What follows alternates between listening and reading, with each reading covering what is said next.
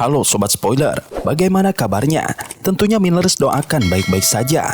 Jumpa lagi di channel Sektor Spoiler. Pada video kali ini, Millers akan bahas kelanjutan cerita dari Donghua series Battle Through the Heaven episode 149. Seperti biasa, Millers mau ingatkan lagi bagi Sobat Spoiler, karena video ini mengandung spoiler, Mimin sarankan untuk tonton dulu episode-episode sebelumnya biar ngerti jalan ceritanya. Tapi buat Sobat Spoiler yang gak sabar dan udah siap dengerin kelanjutan ceritanya, langsung saja kita gas ke ceritanya.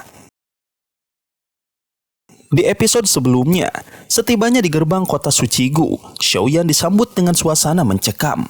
Pasukan tentara hitam menghadang rombongannya, siap menyerang kapan saja. Meskipun telah menunjukkan undangan resmi dari klan Gu, Komandan Ling Chuan tetap bersikap bermusuhan.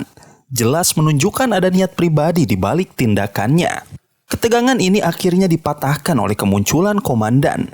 Dengan satu teguran keras, ia memerintahkan pasukannya mundur dan mengizinkan Xiaoyan masuk. Namun, sikap dinginnya menyiratkan bahwa perjalanan Xiaoyan di kota ini tidak akan berjalan mulus. Kecurigaan Xiaoyan terbukti ketika komandan kelima menantangnya berduel untuk mengujinya. Alasan yang menyiratkan adanya persaingan memperebutkan Sun Er. Sementara itu, di tempat lain, Sun Er menerima kabar kedatangan Xiaoyan dengan bahagia. Ia yakin dengan kekuatan dan tekad kekasihnya, meski sang pelayan tua memperingatkan bahwa pengakuan cintanya pada Xiaoyan telah membuat para sesepuh murka. Kini, cinta mereka mulai menuai konsekuensi serius, tapi Sun Er tetap teguh pada pilihannya. Keesokan paginya, Xiaoyan bangun dalam kedamaian setelah berlatih teknik kuno yang memperkuat jiwanya. Ia dan rombongannya kemudian menyusuri kota yang kini dipenuhi ahli dari berbagai faksi. Di sebuah toko anggur besar, mereka menyaksikan pertarungan antar petarung. Namun, perhatian Xiaoyan justru tertuju pada pasukan bayangan hitam, pasukan elit dari klan Gu. Ia menyadari keberadaannya di kota dan hubungannya dengan Sun Er membuatnya menjadi sorotan dan sasaran iri hati banyak pemuda kuat. Kecurigaan itu terbukti ketika Yang Hao, komandan ketiga pasukan elit, menantangnya bertarung di hadapan banyak orang. Meski sadar ini adalah jebakan, Xiaoyan tetap tenang dan menerima tantangannya. Di episode selanjutnya, suasana di dalam gedung yang semula ramai mendadak hening, hanya menyisakan gema dari teriakan keras yang baru saja terdengar. Semua mata terarah ke arah sumber suara, karena sosok yang muncul bukan orang sembarangan. Salah satunya adalah Yang Hao, komandan ketiga dari pasukan bayangan hitam milik klan Gu. Yang lainnya tak kalah terkenal, Xiaoyan, juara pilgering yang melegenda. Keduanya adalah tokoh terkemuka di kalangan generasi muda. Dan keberadaan mereka dalam satu ruangan saja sudah cukup membuat para pengamat merasa seolah menyaksikan sejarah terukir di depan mata mereka. Di tengah kerumunan, kelompok kecil yang dipimpin oleh Xiao Yixian pun menunjukkan reaksi terkejut. Mereka menyadari bahwa ini bukan sekedar kebetulan. Raut wajah Xiaoyan menggelap, pertanda bahwa ia telah memahami maksud tersembunyi di balik tantangan mendadak ini. Tak diragukan lagi, ini adalah upaya terang-terangan untuk memancingnya bertarung. Sebelum dia memiliki kesempatan untuk menolak atau meminta izin formal. Xiaoyan menarik nafas dalam-dalam, mengangkat cangkir tehnya perlahan sebelum meletakkannya kembali. Ia menyambut situasi ini dengan ketenangan mengerikan. Tatapannya yang tajam segera mengarah ke lantai atas, di mana seorang pria berpakaian hijau berdiri dengan senyum mencibir. Pria itu tak lain adalah Yang Hao sendiri. Tanpa rasa takut, ia menanggapi pandangan Xiaoyan dengan tawa kecil. Di sampingnya, komandan kelima mencoba memperingatkannya agar tidak bertindak gegabah. Namun Yang Hao menepisnya. Bagi klan Gu, bertarung adalah tradisi, dan ia tak melihat salahnya menjajal kemampuan seseorang yang begitu terkenal seperti Xiaoyan. Dengan langkah ringan namun percaya diri, Yang Hao melompat ke panggung batu di tengah ruangan. Kerumunan langsung bergemuruh. Semua tatapan kini beralih kepada sosok kurus yang berdiri tak jauh dari jendela. Itu Xiaoyan, juara pilgering yang legendaris. Beberapa berbisik tak percaya melihat betapa muda penampilannya. Tapi siapapun yang mengenalnya tahu bahwa di balik wajah muda itu tersimpan kekuatan menakutkan. Xiaoyan berdiri perlahan. Ia menerima tantangan Yang Hao tanpa banyak bicara. Menyadari bahwa tidak ada jalan mundur. Keheningan sejenak menguasai ruangan sebelum akhirnya mereka melangkah ke tengah panggung. Yang Hao tersenyum penuh percaya diri. Ia menguji keberanian Xiaoyan. Namun di balik senyuman itu, mata dinginnya bersiap mengoyak lawan. Begitu pertempuran dimulai, udara langsung berubah. Douki milik Yang Hao meledak keluar, menciptakan tekanan hebat yang membuat beberapa penonton kesulitan bernafas. Ia melancarkan serangan tajam, angin cakar yang merobek udara seperti jaring hitam pekat. Xiaoyan menghindari tanpa kesulitan. Tubuhnya melayang lincah seakan tahu persis dari mana serangan datang. Yang Hao tak tinggal diam. Ia mengaktifkan salah satu keterampilan Dou pamungkasnya, gerakan kaki ular naga. Dalam sekejap, kecepatannya melonjak. Sosoknya menjadi seperti bayangan yang melintas cepat, disertai ilusi naga ular yang mengikuti setiap gerakannya. Serangan dilanjutkan dengan cakar yang dipenuhi aura jahat, cakar pemecah ki iblis langit. Suara mendesing memenuhi udara saat ruang mulai terbelah akibat kekuatan brutal itu. Namun, Xiaoyan tetap tenang. Dengan ketajaman pengamatan dan pengalaman bertempur yang mendalam, ia mampu membalas setiap serangan dengan presisi sempurna. Pukulan-pukulan kecil namun efektif membuat Yang Hao frustasi. Setelah puluhan kali bertukar serangan, Yang Hao mulai menyadari bahwa semua usahanya sia-sia. Ia telah menggunakan 2 teknik Dou kelas tinggi, namun tak satu pun berhasil melukai Xiaoyan. Geram, ia mencoba memainkan kartu trufnya, keterampilan segel dewa. Namun bahkan sebelum segel itu selesai terbentuk, Xiaoyan telah bergerak cepat. Sebuah hembusan angin tipis mengenai pergelangan tangannya, mengacaukan Douki di dalam tubuhnya dan menggagalkan teknik itu. Yang Hao mulai kehilangan keseimbangan. Pada saat itulah, Xiaoyan memanfaatkan celah yang muncul dan melancarkan serangan telak. Angin panas yang menyatu dengan kekuatan Douki melonjak dari bawah punggung. Meledak seperti naga api yang mengamuk. Tubuh Yang Hao terangkat ke udara, terhempas keras ke pilar batu hingga runtuh. Keheningan yang mencekam melanda seluruh gedung. Tak seorang pun bersuara. Semua mata memandang satu arah, ke arah pemuda kurus yang berdiri tegak, bahkan tanpa mengubah posisi kakinya sedikit pun sejak awal pertarungan. Beberapa detik kemudian, tepuk tangan meledak seperti badai. Suara gemuruh itu memecah keheningan, menggema memenuhi ruangan. Xiaoyan tetap tenang. Ia menatap Yang Hao yang terkapar di tanah. Tubuhnya hangus dan terluka parah. Dengan ringan, ia menangkupkan tangan dan mengucapkan, "Terima kasih sudah bersikap lunak, Komandan Ketiga." Namun, dari bibir Yang Hao hanya keluar darah segar. Kekalahannya telah dipastikan, dan ia baru menyadari bahwa tak peduli seberapa tingginya kekuatan dan teknik yang ia miliki, itu semua belum cukup untuk menghadapi seseorang seperti Xiaoyan. Kekalahan Yang Hao mengejutkan semua orang yang menyaksikan, termasuk Ling Chuan dan Komandan kelima yang sangat mengenal kemampuan hebat Yang Hao sebagai seorang Douzun bintang 5. Meski penuh dengan teknik tinggi dan keterampilan segel dewa yang langka, Yang Hao tak mampu mengalahkan Xiaoyan yang kekuatannya tampak jauh melampaui ekspektasi semua orang. Kekalahan itu mengguncang bahkan hati para pemimpin klan, menandai bahwa Xiaoyan adalah lawan yang sangat tangguh. Meski terluka parah dan penuh rasa malu, Yang Hao kembali menyerang dengan amarah membara. Namun, Xiaoyan tetap tenang dan dengan satu pukulan kuat berhasil menghalau serangan tersebut, membuat Yang Hao terhempas dan menghancurkan sekitar. Pertarungan ini menarik perhatian 4 sosok misterius dari klan Yan yang duduk mengamati dari jauh. Mereka tahu kekuatan Xiaoyan bukan sekedar Douzun bintang 5 biasa, karena ia menguasai api surgawi yang sangat langka dan kuat. Sementara pertarungan berlangsung, Lin Xiu, komandan kedua angkatan darat bayangan hitam dan Douzun bintang 6 muncul untuk menantang Xiaoyan. Namun, niat sebenarnya adalah memojokkan Xiaoyan, memperlihatkan betapa banyak pemuda klan Gu yang menyimpan dendam terhadapnya. Sebelum duel pecah, Gu Sun, seorang tetua klan Gu, menghentikan Lin Xiu dan menegur perilaku yang mempermalukan tamu, menjaga kehormatan klan tetap terjaga. Lin Xiu pun mundur dengan rasa kesal, meninggalkan ancaman halus kepada Xiaoyan agar tidak tinggal lebih lama di klan Gu. Namun, Xiaoyan menanggapinya dengan tenang dan senyum dingin yang menunjukkan kepercayaan diri serta keteguhan hatinya. Semua mata masih terpaku padanya, yang baru saja menunjukkan kekuatan luar biasa di hadapan banyak orang. Di sudut ruangan yang sepi, mata Xiaoyan tertuju pada seorang wanita berjubah merah dengan simbol api di dahinya, yang menandakan dia berasal dari klan Yan. Momen itu membuka pemahaman baru dalam benak Xiaoyan. Wanita ini dan klannya memiliki peran penting dalam kisah kekuatan api surgawi dan masa depan yang akan datang. Dua pasang mata saling menatap dalam keheningan yang penuh ketegangan, memancarkan bara api yang seolah membakar udara di antara mereka. Tiba-tiba, kobaran api menyala dan melahap meja serta kursi di sekitar, menandakan kekuatan besar yang dimiliki wanita berbaju merah itu. Xiaoyan merasa getaran energi yang luar biasa kuat, namun ia tahu untuk tidak gegabah mencari masalah dengan klan Yan yang sebanding kekuatannya dengan klan Gu dan Hun. Sementara itu, pria berjubah putih dan wanita bernama Huozi mengamati Xiaoyan dengan penuh minat. Mereka membicarakan betapa kuatnya api milik Xiaoyan, bahkan ingin mengujinya dengan api Ye teratai merah, salah satu dari 10 besar api surgawi.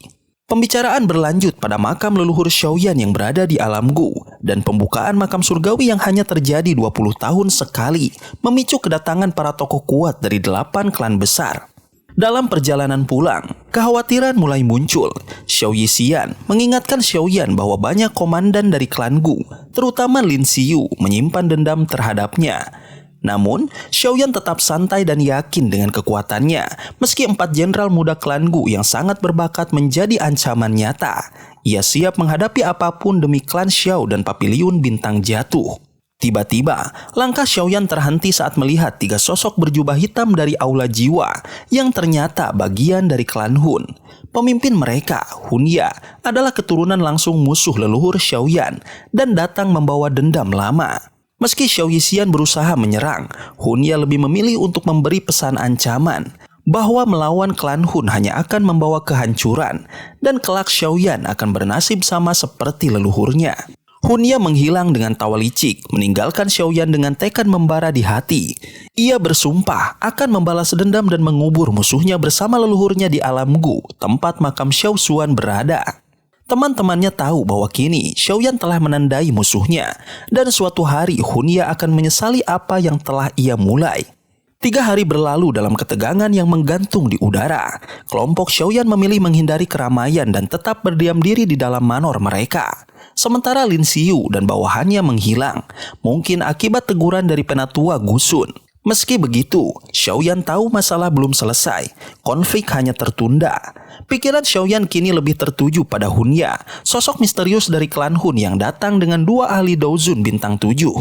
Ia menduga Hunya punya kaitan dengan kematian leluhurnya dan niat balas dendamnya mulai membara.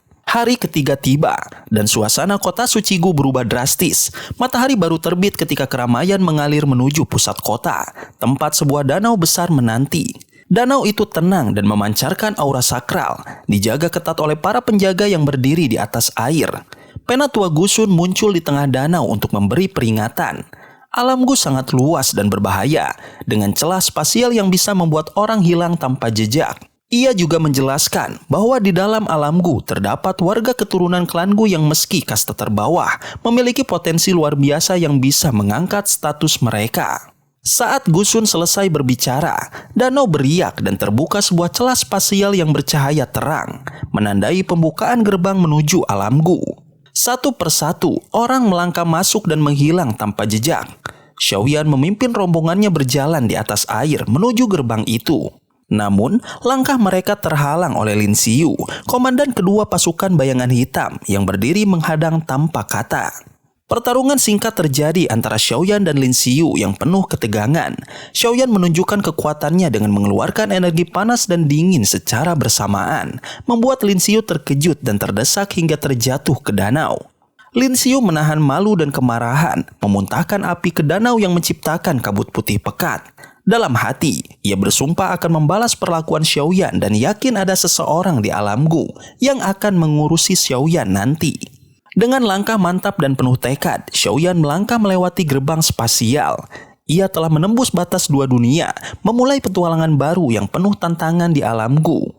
Langit cerah dan padang rumput hijau menciptakan suasana damai. Tapi ketenangan itu tiba-tiba pecah ketika sebuah pintu spasial hitam muncul dan membuka jalan bagi sekelompok orang, termasuk Xiaoyan dan rombongannya, untuk memasuki tanah klan Gu. Tempat ini dipenuhi energi alam yang luar biasa kuat, sangat berbeda dengan dunia luar, membuat mereka terpesona dan siap menghadapi tantangan baru. Tak lama setelah kedatangan mereka, awan gelap pekat muncul membawa 10 kapal perang raksasa yang mengorbit di angkasa dengan megahnya. Kapal-kapal itu milik klan Gu dan dijaga ketat oleh prajurit pasukan bayangan hitam yang bersenjata lengkap. Dengan rasa hormat dan waspada, Xiaoyan dan rombongannya akhirnya diundang naik ke kapal perang besar, yang kemudian mulai bergerak cepat melintasi celah ruang menggunakan teknologi kuno perahu pesawat ulang-alik. Di kapal, mereka bertemu dengan Huo Xuan, pria berjubah putih dari klan Yan, yang menjelaskan tujuan perjalanan mereka, pembukaan makam surgawi. Makam ini adalah warisan kuno yang menyimpan makam para ahli hebat termasuk leluhur Xiaoyan. Sekaligus arena pelatihan unik di mana energi para ahli kuno bisa diserap sebagai sumber kekuatan. Keistimewaan makam surgawi adalah waktu di dalamnya berjalan 5 kali lebih lambat, memberi kesempatan luar biasa untuk latihan. Namun, akses ke makam surgawi terbatas hanya untuk anggota 8 klan kuno. Dan meski klan Xiao sudah lama jatuh, garis keturunannya masih diakui, membuat Xiaoyan berhak masuk. Meski demikian, kehadirannya dipastikan menimbulkan masalah dari faksi yang menyimpan dendam lama, terutama klan Hun dan klan Yao yang memiliki konflik panjang dengan keluarga dan guru Xiaoyan. Yang paling mengancam adalah Yao Xingji, alkemis kuat dari klan Yao yang meremehkan alkemis luar. Sebagai murid Yao Chen yang diusir, Xiaoyan siap membuktikan bahwa dia bisa melampaui batasan yang diberlakukan oleh elit klan tersebut. Dengan tekad kuat, ia berjanji akan membalas dendam gurunya lewat kekuatan dan kehormatan. Meski hanya sekilas, Xiaoyan menyadari bahwa Huo Xuan bukan orang biasa, dengan kekuatan yang diperkirakan setara bintang 7 Douzun atau lebih, serta statusnya sebagai anggota klan Yan yang kuat dan misterius. Kedatangannya membawa niat baik.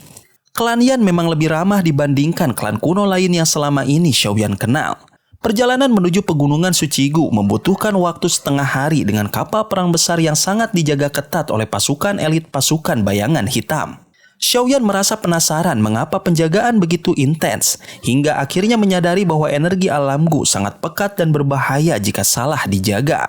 Klan Gu melindungi garis keturunan Dou Di dalam tubuh warga mereka, sehingga siapapun yang masuk dan tinggal di sana harus diawasi ketat agar tidak mengancam kelangsungan klan.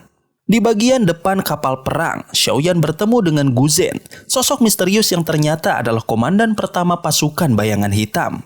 Meski tampak biasa, Gu Zhen dihormati luar biasa oleh pasukannya.